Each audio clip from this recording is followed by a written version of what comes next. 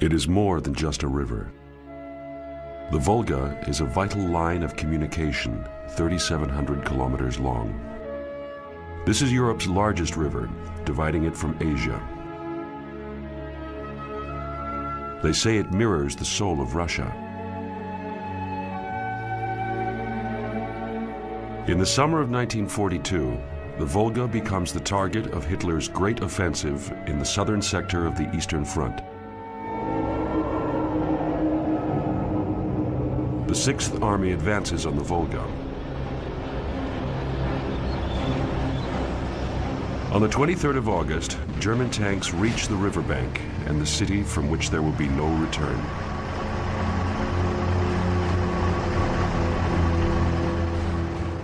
Stalingrad. Oh, what a huge relief. We've done it. Here's the Volga, and we'll get Stalingrad, too. But the illusion of an easy victory dies in the battle among the buildings of Stalingrad.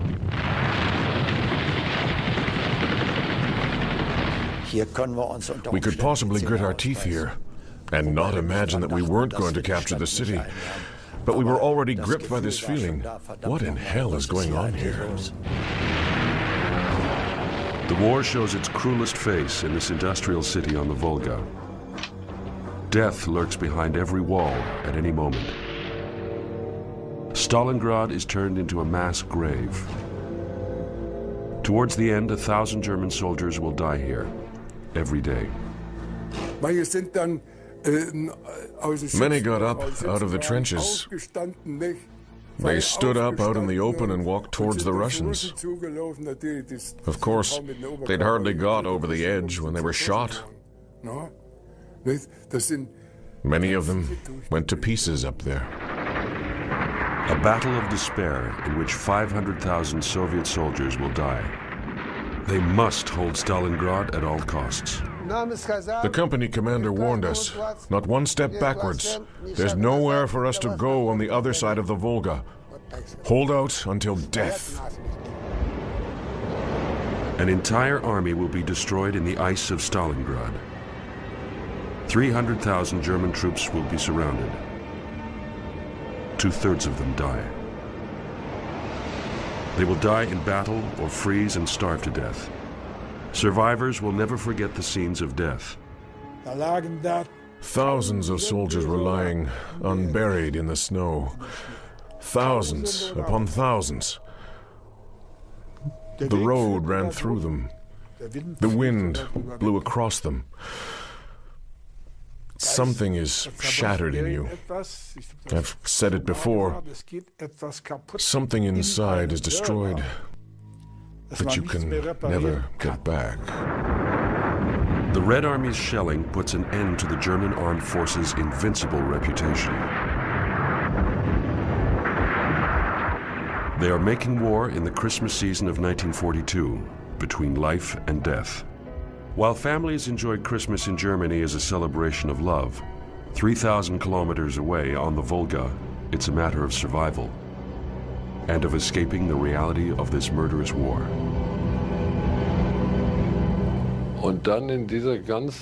Hearing German Christmas carols on the people's radio in this utterly hopeless situation, there was no need to hide your tears.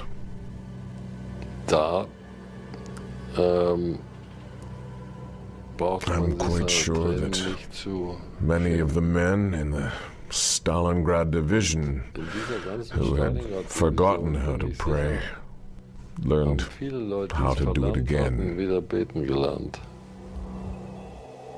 There is despair in this soldier's letter from Stalingrad. If only this killing would stop. People at home could never imagine how much we've had to endure. The amount of blood which has been spilt here could never be justified before God. At home, this agonizing death is stylized as death in action. And for 1,000 years to come, every German will get cold shivers down the spine when they say the word Stalingrad. And recall that in a way, Germany brought about its own downfall. This is an obituary to the soldiers trapped in the Stalingrad pocket, otherwise known as the Kessel, the cauldron. We thought, surely they can't let us down. They're sacrificing an entire army. Even to us young fellows, it was inconceivable that they could simply sacrifice 300,000 German soldiers. We couldn't understand it. As far as Hitler is concerned, it is not human life which is at stake in the Battle of Stalingrad, but above all, his prestige. The Sixth Army wants to surrender, but Hitler refuses. The city bearing Stalin's name must be held. This is Hitler's death sentence for his soldiers in the Kessel. Aircraft are the only way out of the inferno. Some escape death to start a new life. This hope is granted to a handful of men. One of them is Hans Rostowitz. Suddenly, an aircraft turned in and rolled towards us, where I was standing. It stopped 10 meters ahead of me and stood there. They threw out a few crates and sacks, and we went straight to the plane's door. I wanted to explain to them that I had a bullet wound to the head. Get in! Get in! 17 men only! Shut the door! The engines gave a roar, the plane wheeled round and was back in the takeoff position. There were a few more bumps, and then it took off. 40,000 are flown out. The bloodiest, most decisive battle of the war will end in catastrophe and captivity for some 100,000 German soldiers. Only 6,000 will ever come home to Germany, and some will take 13 years to arrive. Their fate characterizes the senselessness of war. There are the same faces the summer before.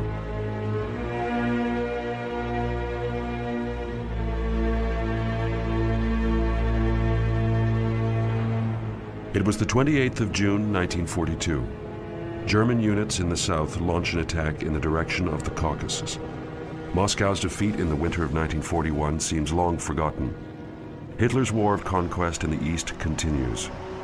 The regime calls it a crusade against Bolshevism and Judaism. For the civilians, it's a bloody war of destruction. We lined up, thinking that we're lining up against Soviet-Russian subhuman creatures. And that's exactly what I mean. We were taught that we were better people than they were. The armed forces have been part of Hitler's Holocaust for a long time. A non-commissioned officer filmed this, fighting civilians and guerrillas. The spiral of violence widens. How much did the soldiers at the front know?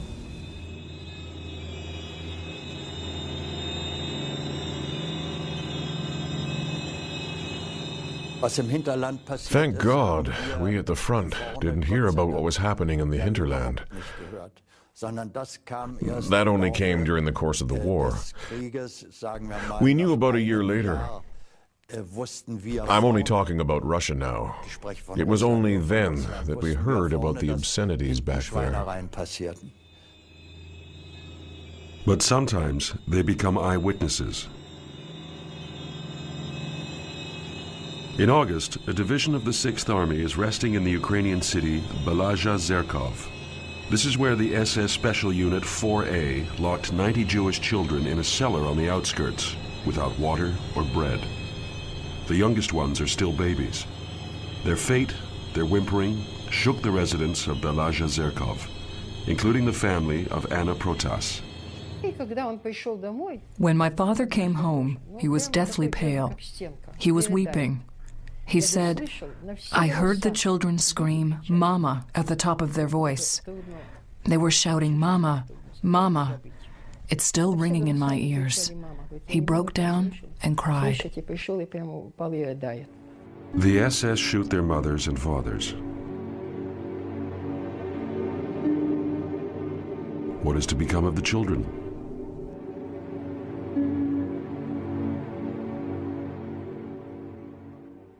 First, they fetched the men. They were told they're being taken to work, but they never returned. Then they fetched the women, without their children. The women didn't return either. Then the children had to watch as their mothers were shot, right before their eyes. And then it was the children's turn. They are brought to an orphanage and are shot soon after. An officer wants to stop the massacre. He approaches his superior, the commander of the 6th Army, Field Marshal von Reichenau. He is a modern general who regards child murder as expedient. Shortly afterwards, he commands his troops. In the eastern region, the soldier is not only a fighter according to the rules of the art of war, he also supports an uncompromising national idea. They call it the command of hardship. Men who do this are promoted by Hitler. The man who succeeds Reichenau as commander of the 6th Army is General Friedrich Paulus. Is he the right choice? I suppose Paulus was a good teacher at the War Academy, a great theorist, but he wasn't a proper army commander. He was a fatalist, hesitant. It was often only through his chief of general staff, General Schmidt, who pushed him, that he ever came to a decision. Paulus wants to have nothing to do with war crimes. But he is resigned to fighting Hitler's war, and he is ordered to advance on the Volga with the 6th Army. The code name is Operation Blue. The offensive makes speedy progress. The Germans advance more than 1,000 kilometers in only a few weeks. But fresh supplies don't follow them, and many officers begin to have pangs of doubt. For heaven's sake, what were we doing? We were rushing the army headlong to its doom. It had to go wrong. It couldn't succeed. Because, of course, higher up, Paulus couldn't find anyone who'd take what he said into consideration. They were thinking, if we continue being pessimistic, we'll be one of those pessimistic generals to an even greater degree. And tomorrow we'll be replaced, and so on. In hindsight, it's easy to sit here in an armchair and say, well, then I'd have let myself be replaced. But the kind of man to say that is, I suppose, someone other than Paulus. Hitler doesn't want to hear about the uncertainty among his generals. The Führer doesn't accept that there are problems with fresh supplies. He feels that the military campaign isn't progressing quickly enough. Ever since the beginning of the war in the East, he wants to conquer everything simultaneously: the oil wells in the Caucasus and Stalin City on the Volga. So Hitler divides his forces. The main body of the troops, Military Unit A, tries to seize the oil fields at Baku. Military Unit B marches towards Stalingrad. The generals are skeptical. The front is too long and their strength is waning. Hitler considers himself an infallible commander. Chief of General Staff Franz Halder is having second thoughts, but to no effect. He had a fit of rage. Despite everyone advising against it, he tore the operation apart and aimed one fist at Stalingrad and the other at the Caucasus. Ask any army man if he thinks that's right, and he'll tell you, no. No one drew any conclusions. Not even Halder. Most of the generals went there, allowed themselves to be humiliated, went back home, and then to the front again. They were pleased. Hitler told them, "Take 4 weeks leave, and when you get back, I'll call you." So, they were more or less like football trainers. They were brought back every 6 months, even after they'd been sacked. Hitler's plan seems to be working out. The advance on the Caucasus is progressing well. The oil fields are within grasp, and there is already talk of a new blitzkrieg. The armed forces reach Maikop on the 9th of August 1942, but the conquerors arrive too late. The oil fields are already burning.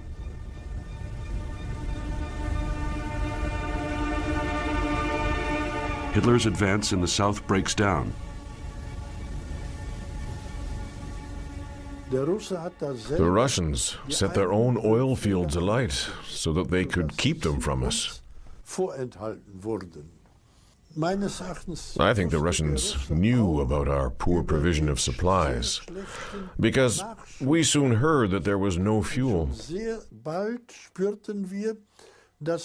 We had no fuel for our tanks. In fact, the entire division had no fuel for the vehicles. My division, for example, was only 60 kilometers away from Baku, from the oil fields, but we didn't have enough fuel to travel 60 kilometers. They never reach the oil fields of Baku. Instead, they conquer a mountain, Mount Elbrus in the Caucasus, which makes no military sense. It's just an adventure for the climbers and an annoyance for Hitler. How can you waste your time on such childishness? The soldiers should have been court-martialed and sentenced to death. But let's leave that aside. If they had let me know that the oil wells in Maikop or Grozny were working again, things would have been different. The war for oil has been lost. While the tanks are stuck in the Caucasus, the 6th Army is advancing further towards Stalingrad. The Russians can shoot as much as they like. We only shoot more. It's a joke when a few hundred Russians attack. We're looking forward to our attack, which will hopefully be soon. They'll be in for it then. There's movement on the horizon. We look again. Movement, but we can't make out what it is. Then we move a little closer, about 500 meters or a kilometer. You've got to picture this wide expanse, this incredibly fascinating plain. And we can make out that they're camels. Not only 3, but about 80 or 90. They take a while to let themselves be discovered, not quite voluntarily. This is quite something for our soldiers.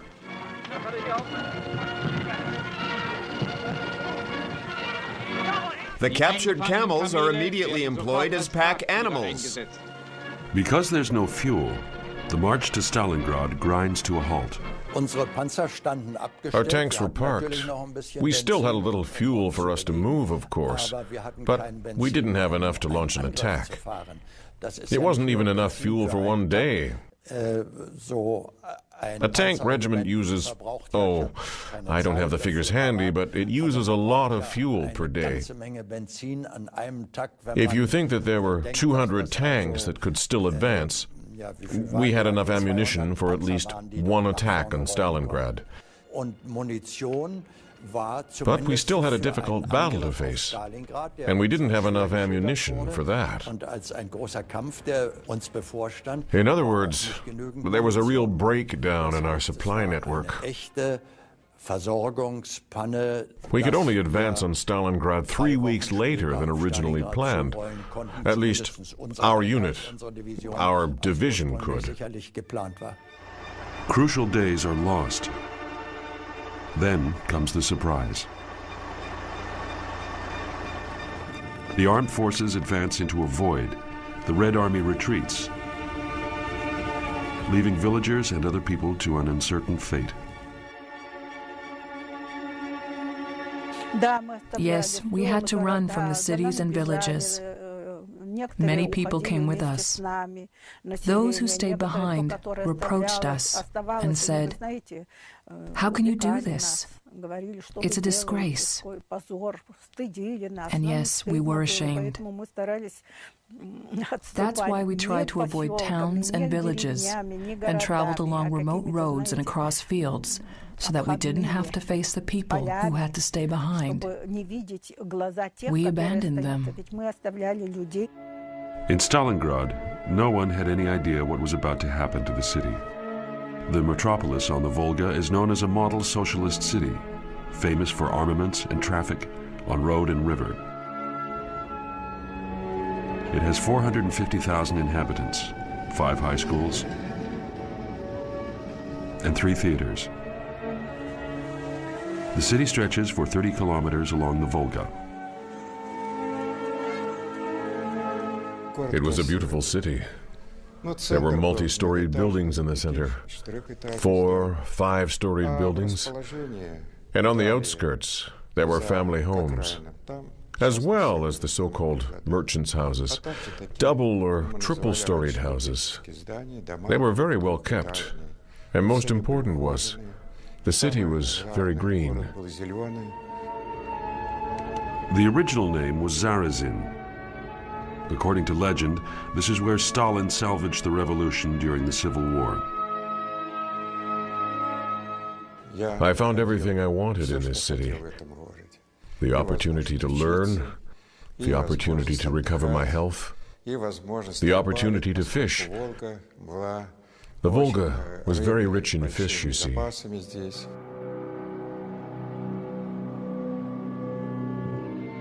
In Moscow, the commanders feared that the fall of Stalingrad could affect the outcome of the war. Stalin wants to hold the city which bears his name at all costs. On the 19th of July, he orders the Defense Committee to prepare his city for a state of war. Stalingrad, packed with refugees, is converted into a fortress. The residents must stay here, even with danger coming closer every day. In spite of neglect and a lack of supplies, the 6th Army bursts into Stalingrad.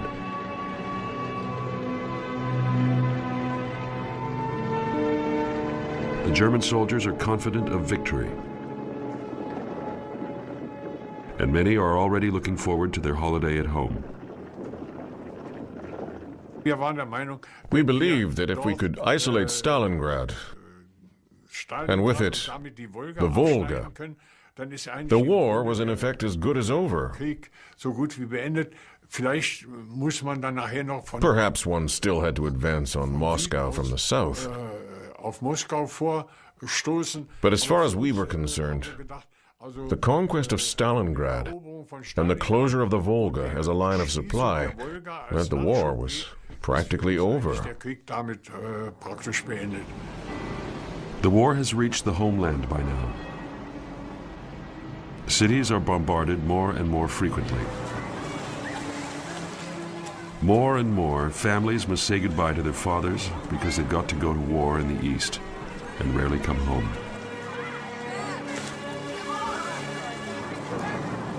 Tank driver Gerhard Kollek from Allenstein in East Prussia is on leave from the Russian front. It was the loveliest time that summer, a wonderful holiday. We had perfect weather, very good weather. We went on many outings. Gerhard Kollek rejoins the 6th Army in the summer of 1942. Then telegram came after telegram, ordering, "Back to the army immediately." I didn't give him the first one. I hid it. I didn't want to let him go. The next day, there was another one. "Back to the army immediately." I had to give it to him. Otherwise, they would have fetched him. And he didn't want to die like that either. being fetched and shot as a coward. She will never see him again. On the 23rd of August, the leading tanks reach their target. The Volga, north of Stalingrad. It was an overwhelming sight. Below us was the enormously wide flood of the Volga, and on the opposite side, this low riverbank which stretched to eternity, to the furthest horizon. We were standing in Europe, looking at Asia. Our division has been refused winter clothing. Please God, dear ones, that I see you again this year. If Stalingrad falls, the Russian Southern Army will be destroyed. A silence, so that you don't believe you're in the midst of a war. It was the calm before the storm, we said. One of our comrades had a beautiful voice. And it's giving me gooseflesh now. He sang the song of the Volga. It gave us cold shivers. How should I say? Whenever I hear the song of the Volga now, cold shivers run down my spine. The Song of the Volga from the operetta The Tsarevich by Franz Lehr became the hit song of the Sixth Army.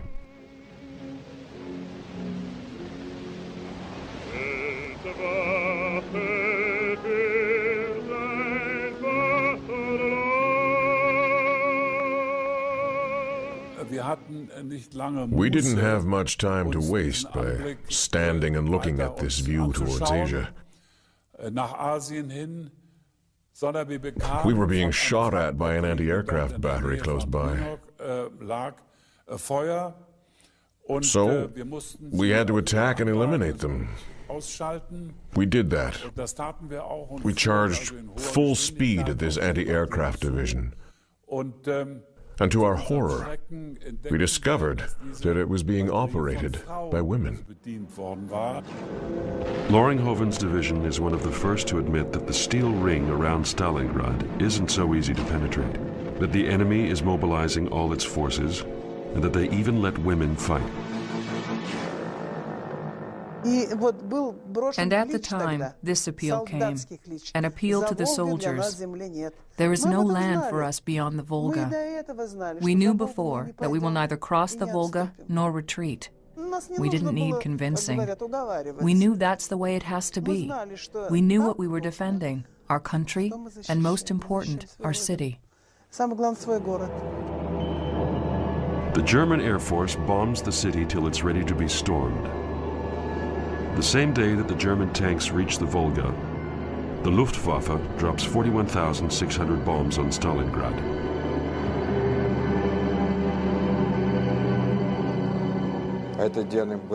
I remember clearly.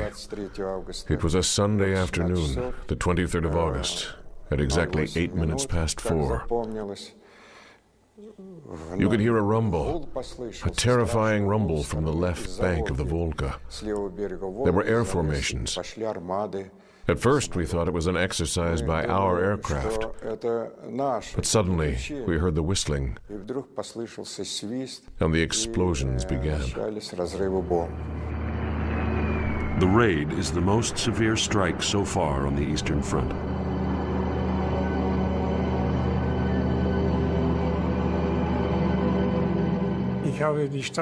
I saw the city ahead of me, a flourishing city. We were the first to drop bombs there, because the other aircraft were deployed elsewhere. I had the impression that there was a huge industrial city below me. There were factories everywhere.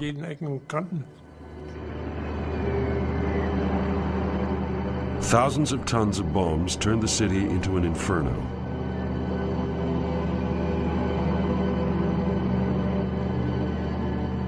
Stalingrad had to be annihilated because there were so many factories producing supplies for the Soviet army. That's why they all had to be wiped out. Every time we were given the command to target a different factory. Residential areas are destroyed too.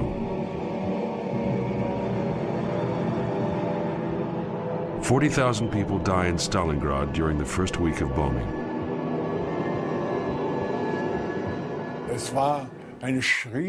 A huge black cloud of smoke hung over Stalingrad, and the thermal pressure weighed down on it, so that the cloud of smoke formed an enormous cross.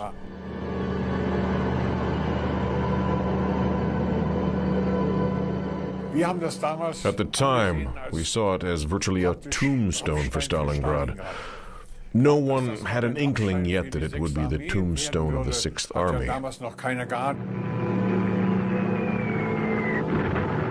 Only now are the people allowed to leave the city.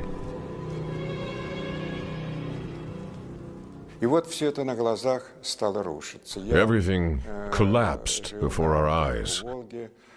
I lived on the bank of the Volga, about a kilometer from the city center. For the most part, the city was being bombed, and when the first explosion came, I realized, this is it. There is no turning back. A terrible new time awaits us. Day after day, the German bombers strike. The city soon looks like a heap of rubble. The entry in a Stalingrad girl's diary reads as follows. September the 4th. They've been bombing us for 2 weeks, even though there's almost nothing left to bomb. Will we survive all this? I'm scared. They're building barricades everywhere. Apparently, the real nightmare is still to come.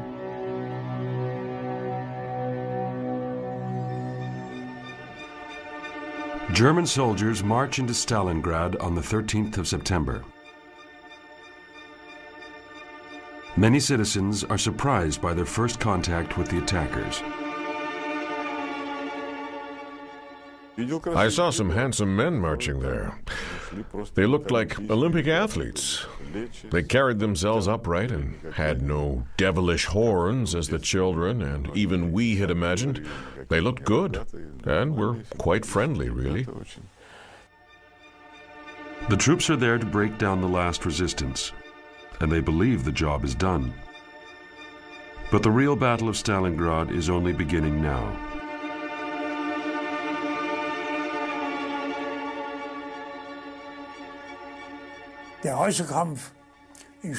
Fighting in the buildings in Stalingrad itself was new to us. That's why there were so many losses, because we lacked experience. This is warfare in a wilderness of rubble and devastation. The enemy is invisible and everywhere. It's a fight for a house, where death lurks behind every corner.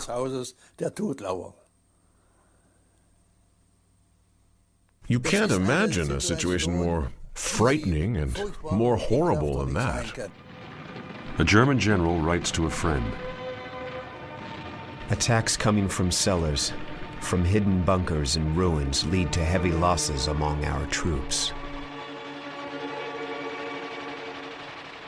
He runs across the battle zone with shots ringing out and with ricocheting bullets and so on. I yelled, "Schappel, get down quickly! Schappel, hurry! They're firing!" Suddenly, he goes down into a bomb crater. He'd been shot in the back.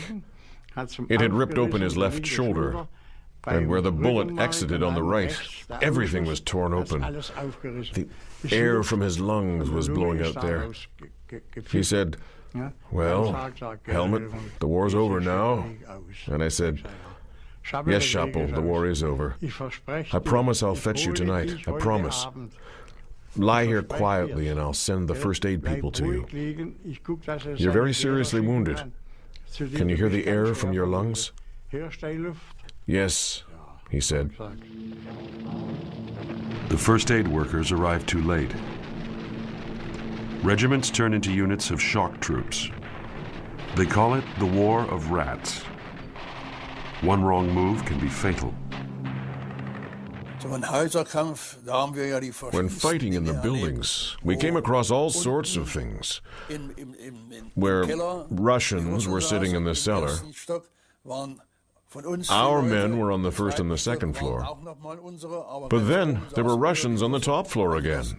Well, we often saw that in the remaining solid buildings.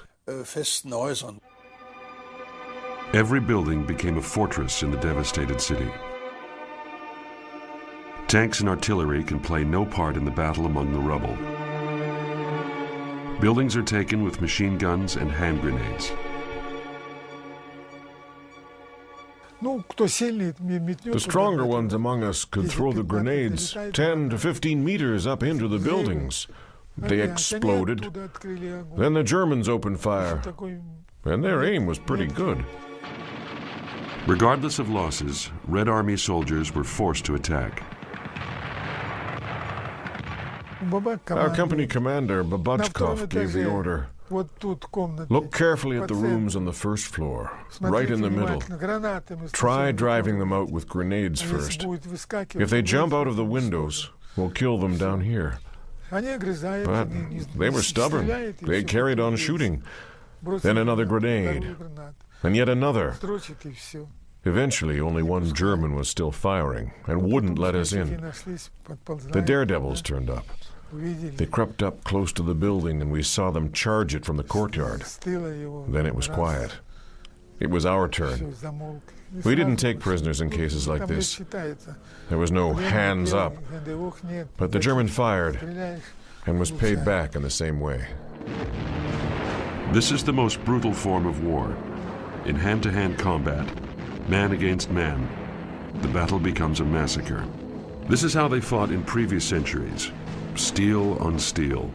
When the Russians suddenly jumped into our trenches, there was only one thing to do: grab a spade and hit in such a way that you struck right here, below the head, cutting the artery and put them out of action.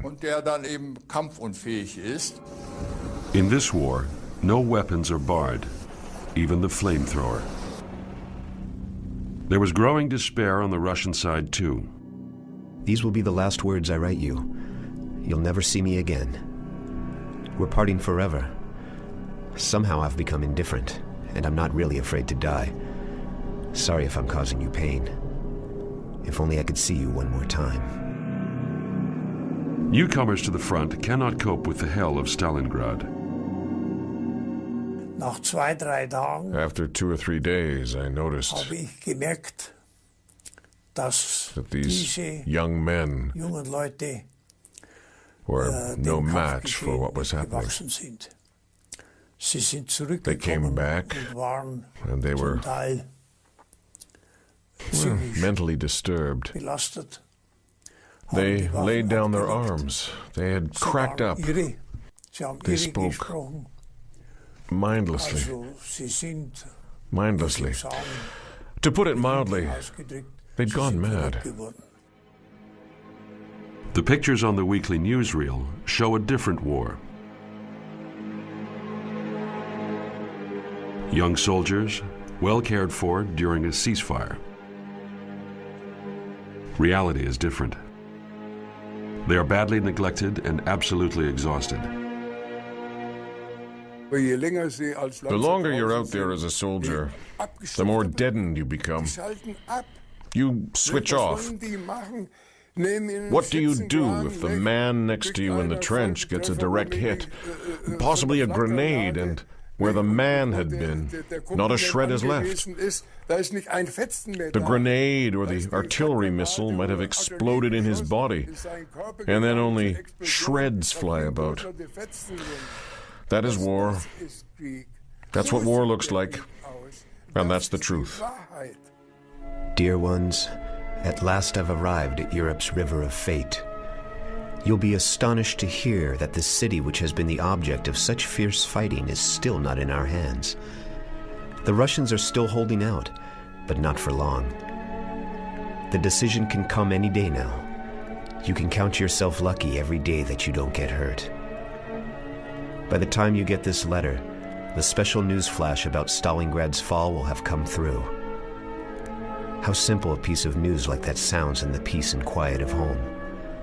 But only those who have experienced something similar will ever know what goes with a report like that. How many victims were sacrificed? How many best friends were lost?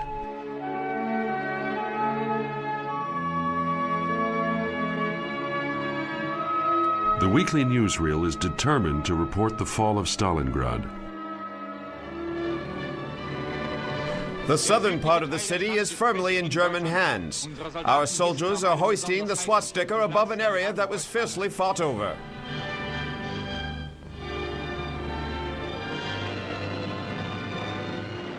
On the 6th of October 1942, Paulus calls off the attack temporarily.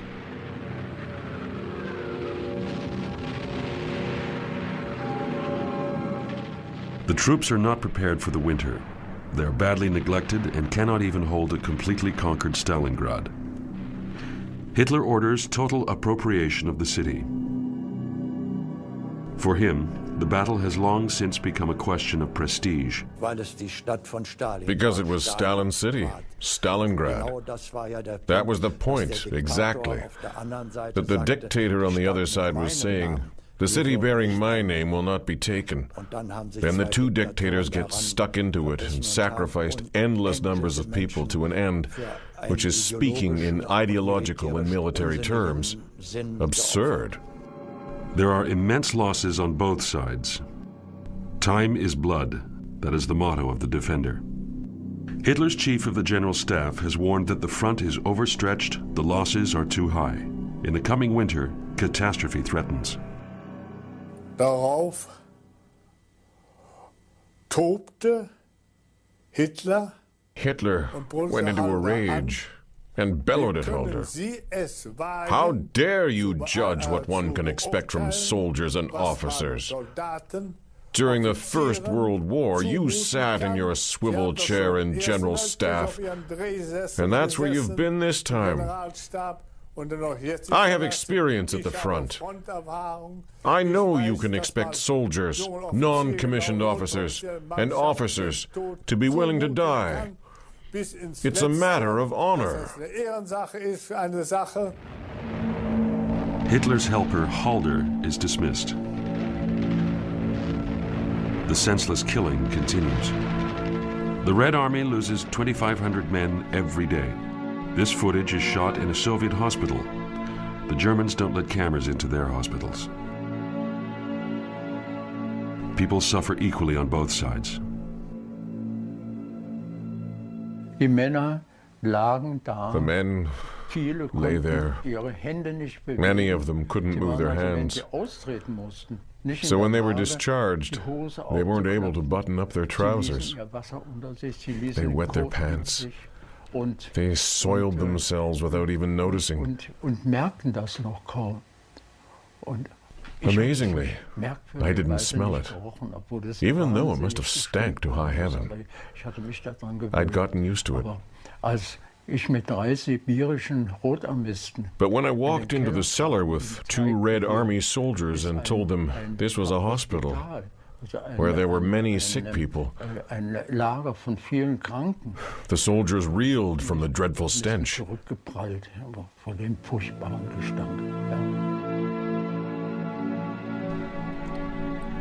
Stalingrad has become a city of horror and terror, a city of rubble and ashes. The entire working-class district and the factories have been burnt to the ground. Terror is still etched on the faces of the people. They've been made homeless. In the city, this hole in the ground is where 6-year-old Lydia Arazkaya and her family live. They've lost everything, but they're still alive. One day, my father opened the cover of our trench and asked the neighbor who was living in a hole in the ground next door to us, "Are you still alive? Are you still alive? Come out." The whole area was level with the ground. There were no more houses standing. When my father opened the cover, the sniper saw him.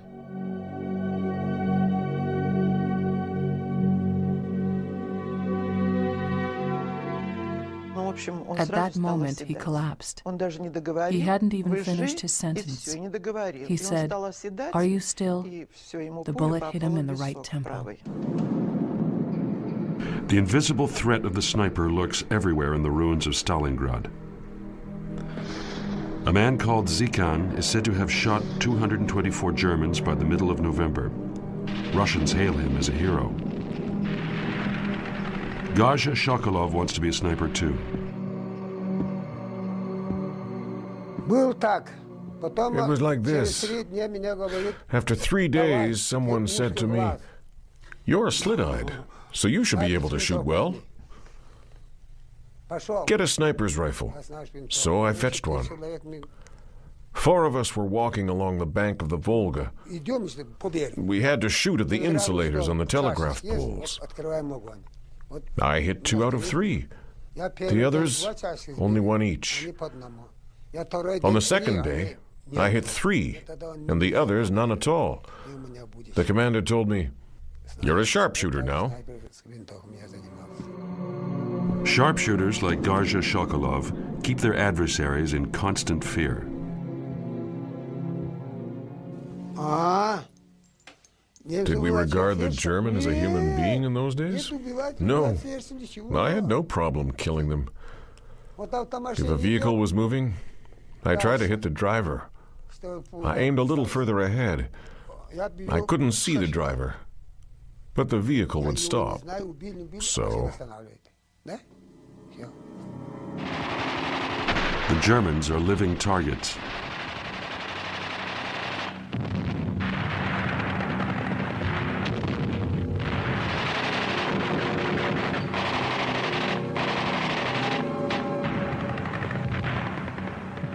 Then a steel helmet came flying through the air. That was the first time I saw a human brain. The forehead had been split open right down the middle. I saw the left and the right brain and water. No blood. I saw him look at me, then fall down, face into the dirt.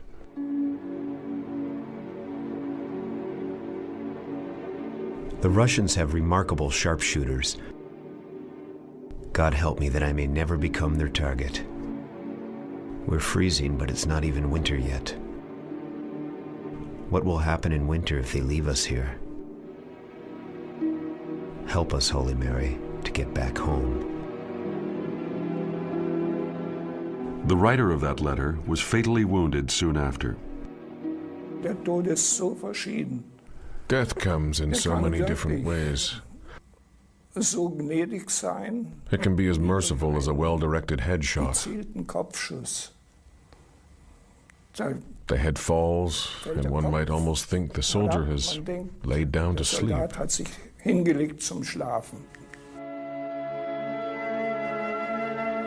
The mighty Volga, river of fate. The soldiers of the 6th Army are now cursing this river that they couldn't reach quickly enough.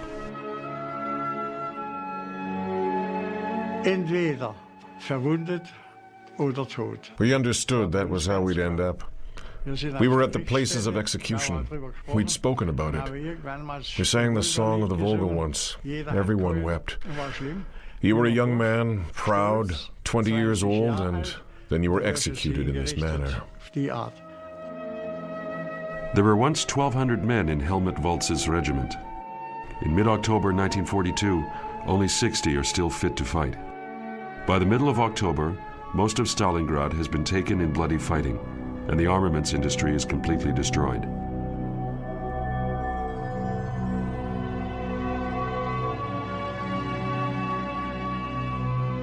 But Soviet units are still holding narrow strips along the Volga. None of the German attackers expected such dogged resistance. They commanded respect. Our opponents had pulled themselves together. They were in a hopeless situation because they were 150 meters from the Volga and they were defending themselves. We couldn't get any further. That was it.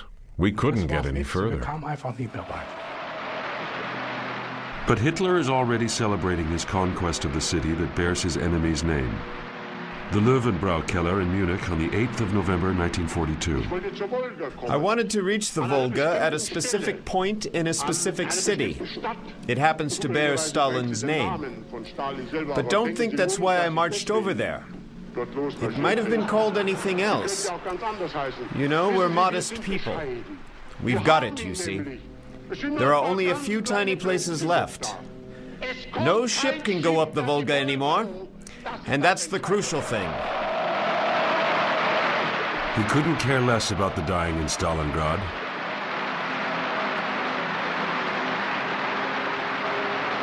He has committed himself. The day after, the mercury in Stalingrad drops to minus 18 degrees. Winter has come. The Volga freezes over. In the expanse of the steppes, the plains between the Don and the Volga, something even worse is lurking just over the horizon. The Sixth Army's flanks are vulnerable. On the 19th of November, the Soviets attack with more than 1 million men and slip a noose round the city. The Sixth Army is trapped. The Stalingrad victory was built on sand. Blessed are they who gain ground by retreat, as they will see their homeland again. We young ones knew where the hair runs to.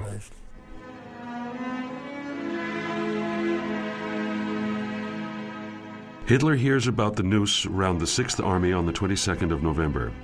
His decision is made on the same day.